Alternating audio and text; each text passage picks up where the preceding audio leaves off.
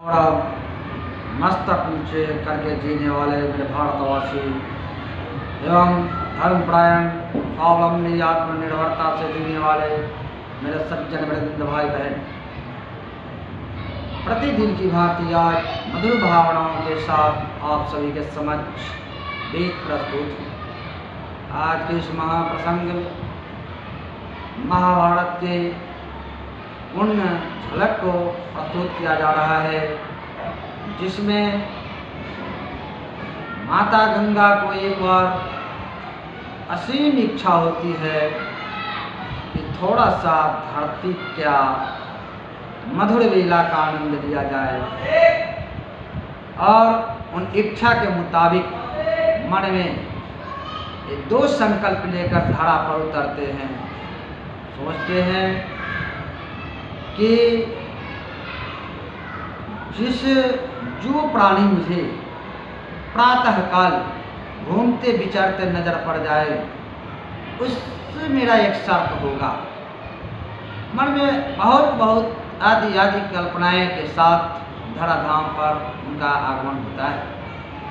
मेरे धर्म प्रेमी सज्जनों भाई, उनके मीठी भावनाओं के साथ जब धरती पर प्रादुर्भाव होता है, आगमन होता है, उनकी इच्छा के मुताबिक उनकी इच्छा सब बड़ी होती है। तो संजोग ऐसा, जब जलधारा के बहाव में जो छुपे उसमें पड़ने, उसमें राज्य जल के राज्य में राज करने वाली निर्मल पतित पावनी गंगा माता उस जलधारा से बाहर निकलकर धरती के सूखे धरती के प्रकृति की छटा देखने के लिए, अवगत करने के लिए, आलोचन दृश्य परिदृश्य को देखने के लिए बाहर निकलती है। तो प्रातः काल ब्रह्म मुहूर्त में संयोग से उस समय लगभग सूर्य भगवान का भी किरण प्रकाश का आगमन धराधाम पर नहीं हो रहा था। उनसे भी पहले संयोग से जब उन्होंने नजर दौड़ाया, इधर उधर देखा तो और कोई प्राणी नजर नहीं पड़ा। एक छोटा सा सियार गीदड़ वह नदी के किनारे, गंगा के किनारे घूम घूम कर सैर कर रहा था। गंगा माता ने कहा, अरे मन में तो मैं संकल्प किया जब मैं धराधाम पर जाऊंगा और वहाँ के प्राकृतिक छटा को देखूंगा, अपन निर्मल हो जाएगा, खुश हो जाएगा, और जो प्रथम प्राणी जो मुझे नज़र पड़ेगा उससे मैं वार्तालाप करूंगा और अपनी मन की जो भावनाएं हैं उसे बिखेरूंगा, कहूँगी। लेकिन संयोग ऐसा, भगवान की मर्जी ही कुछ और, सियार मिल गया। इस सियार से मैं क्या बात कर सकूँ, लेकिन फिर भी पढ़न तो पढ़न था। सियार को नजदीक बुलाकर कहा, तो देखो सियार, क्या तुम इस गंगा नदी, ये जो नदी दिखाई दे रहा है उसको हेल कर इस पार से उस पार कर जाओगे और फिर उस पार से इस पार चले आओगे? सियार ने हंस कर कहा, अवश्य माता मैं चला आऊँगा। कहा जे इसमें तो मेरा पारितोषिक क्या मिलेगा, उसमें मुझे क्या प्राप्ति होगा? उस गंगा ने मुस्कुरा कर कहा, उसके एवज में तुम्हें सुंदर कन्या प्रदान की जाएगी। वह इतना खुश हो गया, सचमुच में। इधर गंगा माता सोचती है कि इस सियार से क्या नदी पार होगा, एक कई बार जाएगा, बहाव धारा में फंस जाएगा तो ये कन्या लेता ही रह जाएगा। बस कोई बात नहीं था। उन्होंने जो है अपनी भावनाओं को उस सियार के साथ छोड़ते हैं, कहते हैं, और पूरे हिम्मत के साथ एक बार भगवान के स्मरण करके और ये छोटा सा सियार गंगा में प्रवेश कर जाते हैं और हेलते हेलते तैरते तैरते उस पार, और पुनः उस पार से तैरते तैरते भगवान की याद करते करते, जैसे हनुमान जी महाराज भगवान श्री राम की घोष करते करते उनकी शक्ति पाते पाते 7 समंदर पार करते हुए श्रीलंका में प्रवेश कर गए। लंका द्वार जहाँ रावण का राज्य था उसी तरह से यह छोटा सा सियार इतना तेज भगवान का स्मरण करते करते गंगा को उस पार से इस पार और इस पार से उस पार कर दिए। लेकिन पार तो कर गए, लेकिन सियार का दम चल गया और आते आते किनारे पर आते आते बेहोश हो गया, बेसुध हो गया। गंगा से कुछ कह नहीं पाई। गंगा ने सोचा जब तो ये बाजी जीत चुका है और कन्या कोई और नहीं, मुझे ही शादी करने की मनसा ऐसा हो गया था, अब क्या करें, और शादी भी करेंगे तो ये गीदड़ से। भले अच्छा हुआ, भगवान जो भी किया सो अच्छा किया। अच्छा हुआ कि ये बेचारा गीदड़ सियार पार करते करते अपना तन छोड़ दिया, बेसुध हो गया। ये कर्म जो है गंगा के ऊपर एक कर्म चढ़ गया, जो कर्म का बदला कहने के मुताबिक सियार ने अपना दिलोजान लगाकर बाजी लगाकर शर्त जीत लिया था, लेकिन वह बेसुध हो गया था।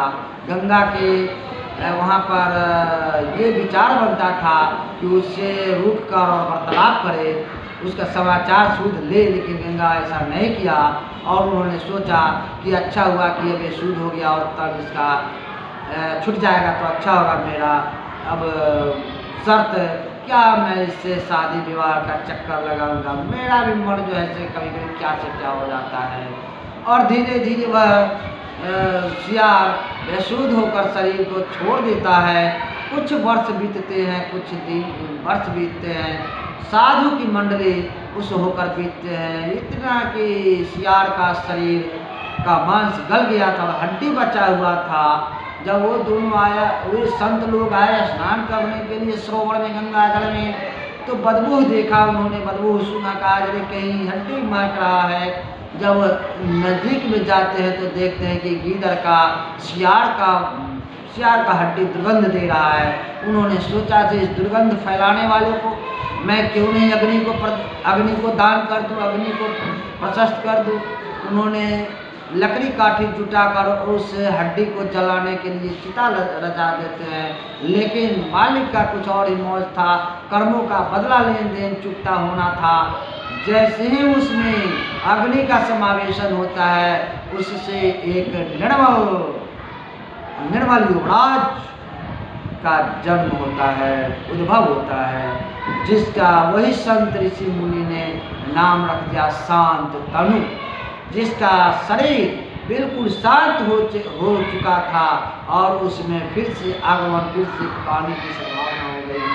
भगवान की मौज ही कुछ और थी, उसका नाम शांतनु पड़ा। और शांतनु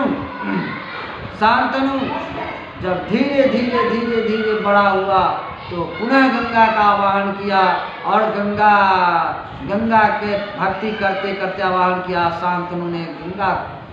शांतनु को गंगा दर्शन दिया और दर्शन के बाद कहा जे गंगा ने खुद कर्मों के लेखा जोखा के आधार से शादी करने का प्रस्ताव गंगा ने खुद शांतनु के साथ रखा। शांतनु समझ गया कि यह जैसे मेरा लगता है कभी कर्म का बदला बाकी है। गंगा तो समझ रही थी कि यह शांतनु कोई और नहीं, वही सियार है जिसने मेरे एक शब्दों में आकर गंगा को पार कर गया था, धारा को प्रवाहित हिल गया था और उसके बदला कर्मों का बदला मुझ पर सवार है, वही आज चुकता करना पड़ेगा। इसलिए गंगा की सद्भावना ऐसी हुई, उन्होंने शांतनु से कहा, राजा शांतनु, मैं तुमसे शादी रचाना चाहती हूँ। उन्होंने कहा कि देखो शादी तो रचेगा, लेकिन मेरा मन ऐसा कहता है कि मैं कोई और से शादी करूं। गंगा घबरा जाती है, कहती है राजा शादी तो मैं तुमसे करना चाहती हूँ, फिर दूसरी लड़की की कहाँ से बात ला गई। उस लड़की की बात को मन में से हटा दो और शादी मुझसे रचाओ। तो दौड़ के उसका मन हाई हो जाता तो इसका लो हो जाता। फिर देखते देखते अंत में गंगा का मन कुछ विचलित होने लगा कि मैं धरती के मानव के साथ कैसे रहूं, क्या करूं, मेरी भी वाणी निकल गई, क्या करूं ना करूं।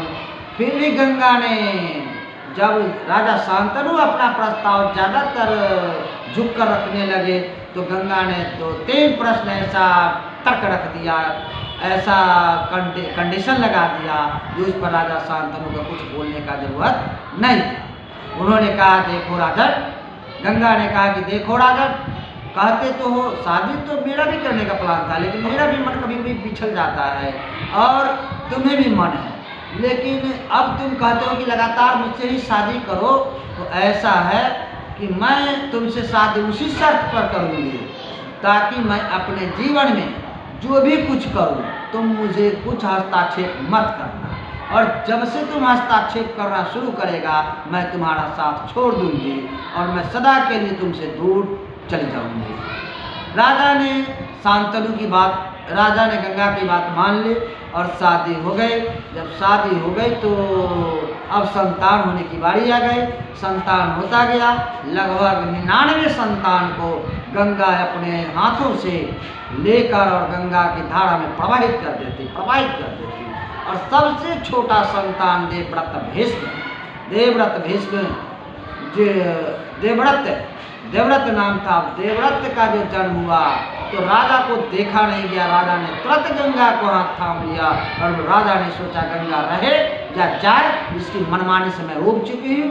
गंगा को हाथ थाम कर कहा, है गंगा, तुम इतना बच्चों की तरह संतान को तुमने आहुति चढ़ा दी, मैंने बर्दाश्त कर ली, लेकिन अब इस संतान को तुम यदि धारा में प्रवाहित करोगे तो मैं तुझे नट्टी पकड़ के धारा में प्रवाहित कर दूंगी, लेकिन इस बच्चे को दहते भांजते मैं नहीं देख सकता। गंगा चाहे कुपित हो गई, कहे जे राजा, तुमने मुझे रोक लिया, तर्क टूट गया, शर्त टूट गई, अब मैं तुम्हारे साथ नहीं रहूँगी। और वह गंगा शर्त के मुताबिक कहा, तुम मुझे क्यों क्रोध दिखाते हो, मैं खुद के गंगा में प्रवाहित हो जाऊंगी और उसमें समाहित हो जाऊंगी। मेरा तुम्हारे साथ कर्मों का बदला इतना ही दिनों तक था।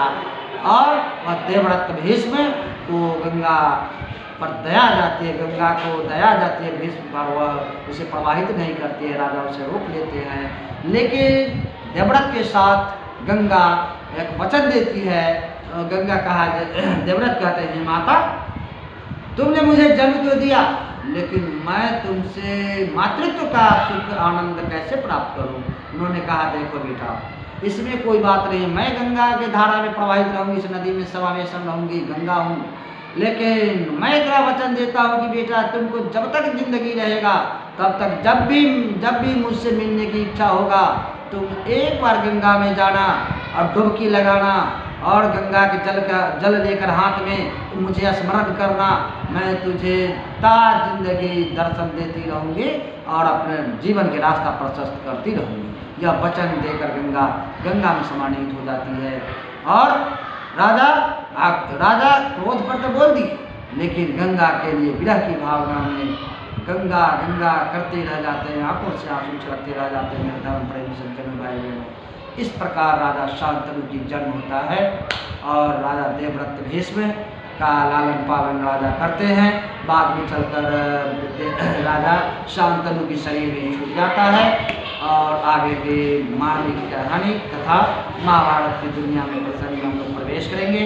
अगले प्रसारण में, अगले इस महाप्रसंग में वीडियो के माध्यम से आपको आगे की कहानी को प्रशस्त करते रहेंगे। आप सभी को हार्दिक अभिनंदन के साथ मैं पुनः आशीर्वाद लेते रहेंगे आप सभी से और निरंतर होता रहेगा। आप सभी के लाभ प्यार मुझे आशीर्वाद मिलता रहे। और यदि ये कथा प्रसंग आपको गंगा देवव्रत भीष्म की जन्म और गंगा की शुभ धरती पर आगमन, इस तरह का जो कथा आपको मन को छू जाए, मन में अच्छा लग जाए, भाप जाए, तो जो आपको अच्छा लगे वो सब बात अपने जीवन में लागू करेंगे, उतारेंगे, मन में पुनर्चिंतन करेंगे और मन में उतारेंगे, जीवन में लागू करेंगे, मन में शांति आएगी। इस शांति के लिए, शांति चैनल वाणी सेवा के लिए हमेशा के लिए आप सभी के बीच मैं उपस्थित रहूँगा और इन शब्दों के साथ व्यायाम सत्संग को महाप्रारूप न देते हुए विराम की ओर जा रहा। जय जय श्री सीताराम महाराज की जय, गंगा माता की जय, देवव्रत विष्णु की जय, राधा शांतनु की जय। मेरे धर्म प्रेमी सज्जन भाई बहनों, अंतिम तक नम्र निवेदन के साथ मैं कर रहा हूँ, यदि यह अच्छा लग जाए तो आप लाइक शेयर सब्सक्राइब जरूर करेंगे। जय जय सीताराम।